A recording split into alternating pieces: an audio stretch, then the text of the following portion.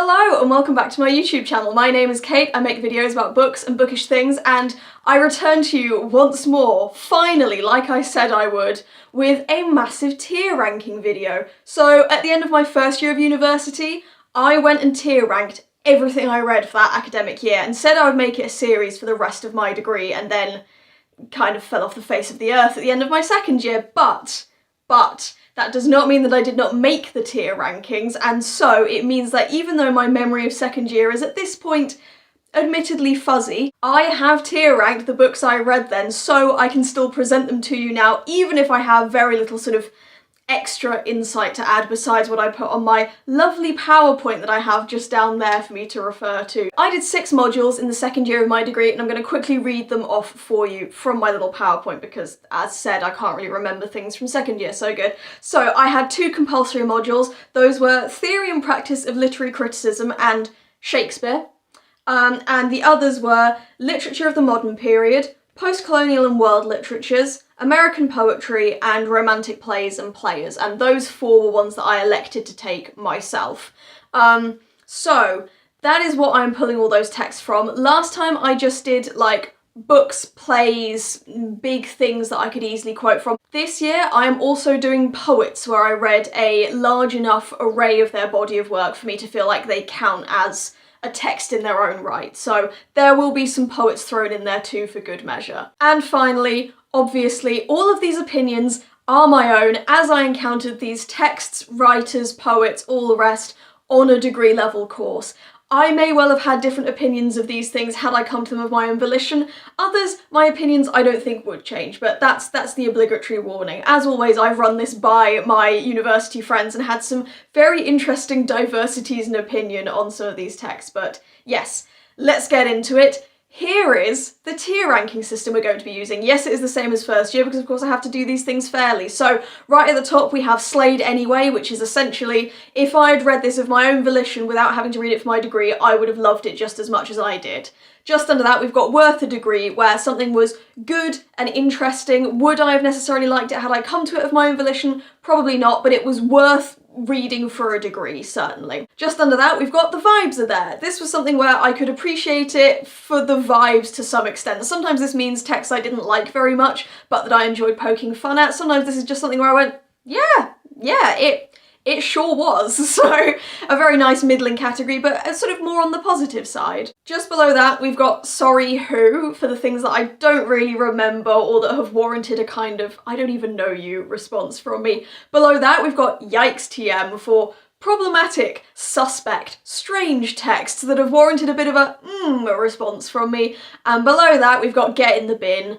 I don't need to explain that one to you, you know what that means. So without further ado, let's start ranking some books. And the first thing that I read in second year was The Figure in the Carpet by Henry James. This was a very interesting short story. It gave me lots to think about in the context of the story and the lecture on the whole in terms of how we approach critiquing literature. However, was it interesting besides that one lecture that it was used for? No, not really. I did like it though, so I would say it's worth a degree. Next we have the essay Mr. Bennet and Mrs. Brown by Virginia Woolf. This was meant to be absolutely seminal to our understanding of modernist literature, as it discusses the movement from the Victorian period of literature to what Virginia Woolf described as the Edwardian period, what would then go on to be called the modernist period.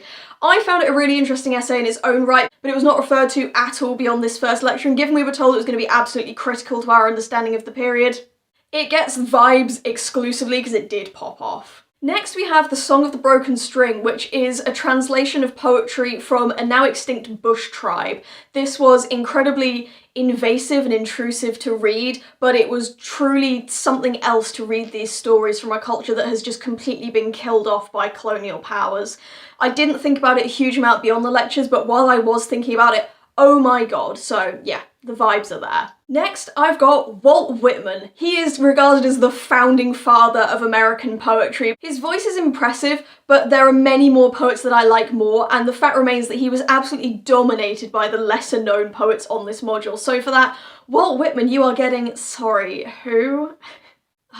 Anne Veronica by H.G. Wells. This book was so hilariously disappointing. It came across in the first half of the book as so incredibly socialist, feminist, progressive, and I was really enjoying it considering this was a turn of the century novel. And then the incredibly powerful, spunky young female protagonist marries her professor and settles down to be a mother and a housewife. So this gets the vibes are there just because of how absolutely hilarious it was reading this and going from yay to oh my god, what are you doing to me? I read The Poet, which is an essay by Ralph Waldo Emerson, and I found it really, really interesting as a basis to basically prove how Emerson was wrong the entire year, so I very much enjoyed playing devil's advocate with him. But consequently, it's gotta be a sorry who, because if the only reason I care about you is so I can say how you're wrong, you're irrelevant, mate.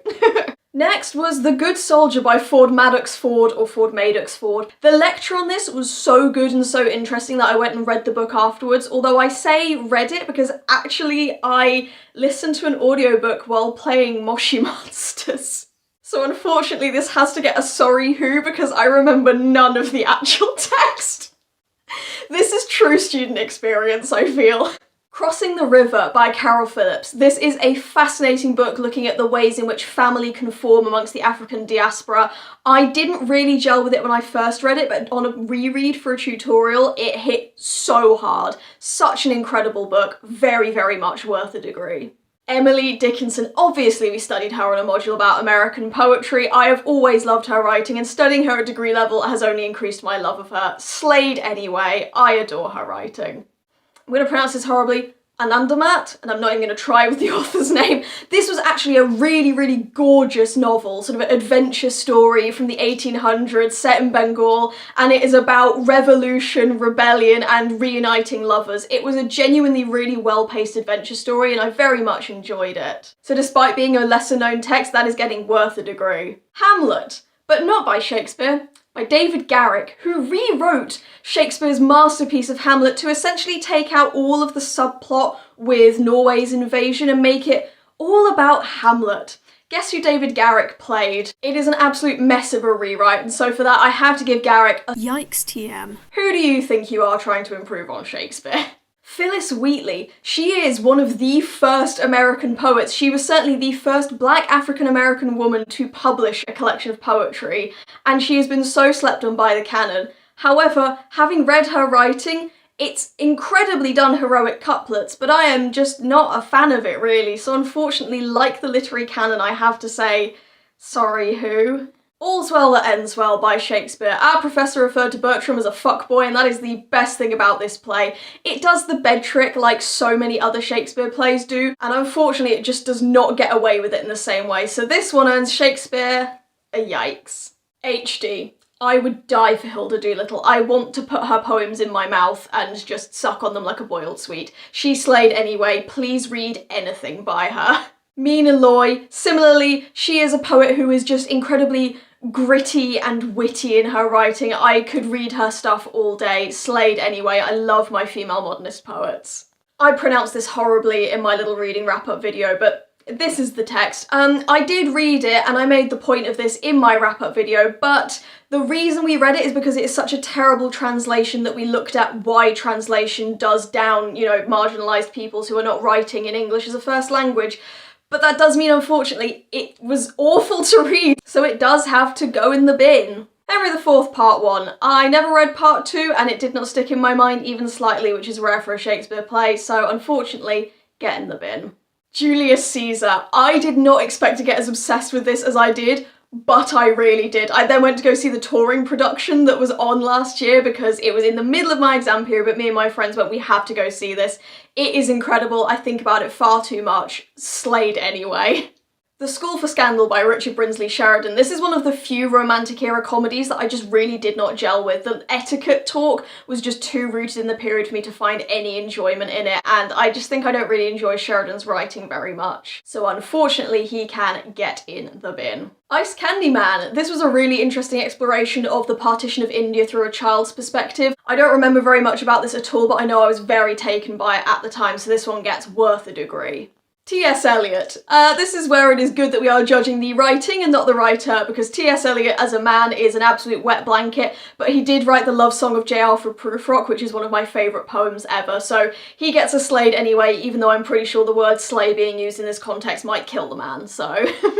Richard III. It took me an embarrassingly long time while reading this to realise that Gloucester was Richard III, and I don't really remember anything else about my reading experience of it, so because it made me look stupid, I'm binning Ricky 3. Sorry.